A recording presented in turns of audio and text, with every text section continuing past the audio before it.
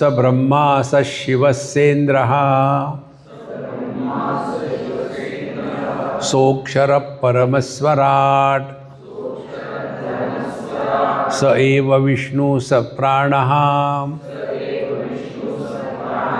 स कालोऽग्निः स चन्द्रमा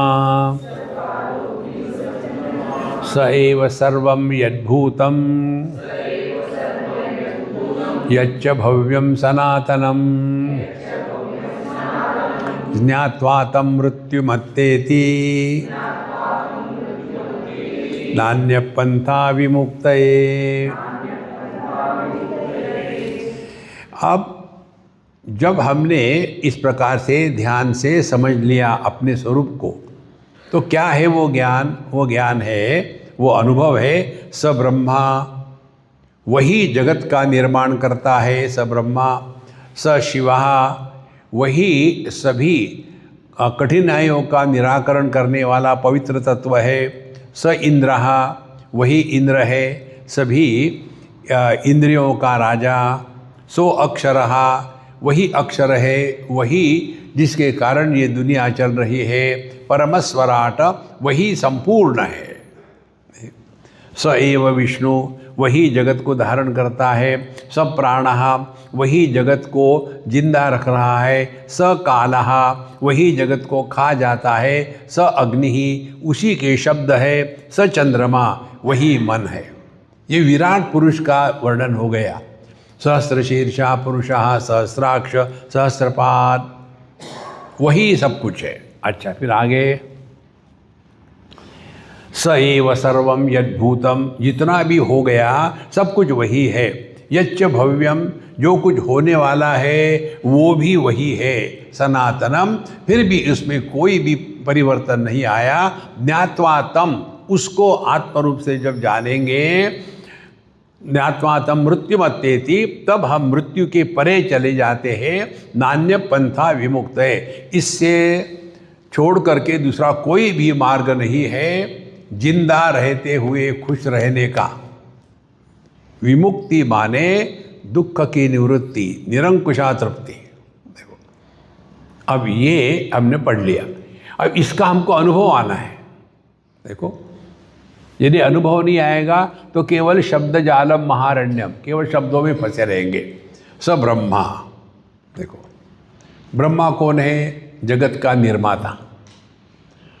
तो हमारे जीवन में ऐसी कोई घटना हो जाती है कि जिसके कारण हम अपने जीवन की दिशा दुनिया से हटा करके अपने स्वरूप की तरफ ले जाते हैं, और वो घटना जो है, कोई भी घटना हो, उस घटना को जिसके कारण हमने अपने जीवन को अंतर्मुखी करने के लिए तैयार हो गए, उस घटना को कहते हैं ब्रह्मा। देखो, यदि हमने इस प्रकार से अपने जीवन की अनुभूतियों को ले लें कि जिसके कारण हम अंतर्मुखी हो जाते हैं, हमारे जीवन में भगवान आ गए, स शिवः, और फिर इसी तत्व में हमारा मन सहज रूप से विचरण करता है। स इंद्रः, वही फिर हमारी इंद्रियों को नियंत्रण करने में हमको मदद करता है। सोऽक्षरः, ये सब करते हुए भी वो ज्यों का त्यों है। परमस्वराट, वही ये संपूर्ण विश्व बना है, वही विष्णु है, प्राण है, काल है, सब कुछ है, और वही चंद्रमा मन की देवता है। अब ये जितना भी है, स एव सर्वम यद्भूतम, जो भी था पहले, जो भी अभी है, जो भी बाद में रहेगा, एक ही तत्व है। अभी सबका निचोड़ कर लो।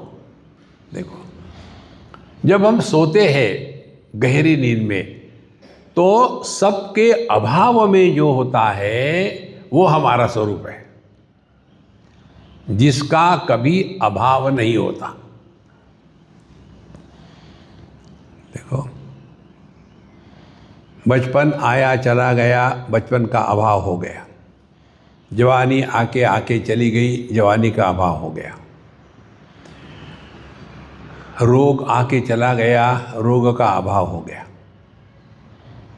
जागृत आके गई, स्वप्न आके गया, सुषुप्ति आके गई, सबका चला चली का खेला।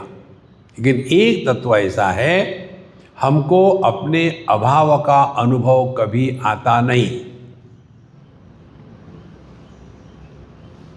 देखो, उसको ग्रहण करना है। उसको ग्रहण करने के लिए क्या करना पड़ेगा? हमारी इंद्रिय, इसके द्वारा जिसको हम ग्रहण करते हैं वो भाव अभावात्मक होते हैं।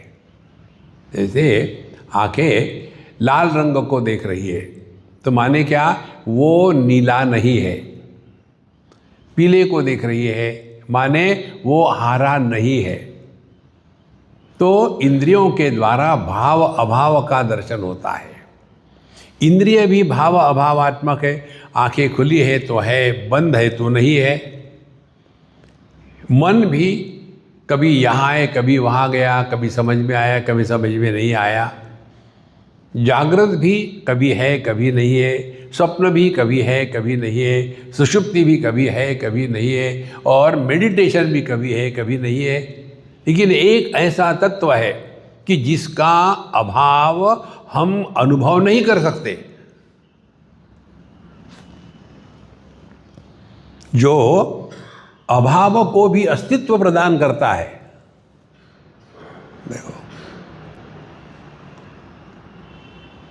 आपको पता है क्या, एक प्राणी जिसका नाम है ढूंढा, हमको नहीं पता, तो आपको उस अज्ञान का ज्ञान है ना। देखो, आज कौन सी तिथि है हमको नहीं मालूम, माने उस तिथि के अज्ञान का भी ज्ञान है, कारण कि वो है। तो जो भाव और अभाव इन दोनों का प्रकाशक है, ज्ञात्वा तं मृत्युमत्येति नान्य पंथा विमुक्ते, वो हमारा स्वरूप है।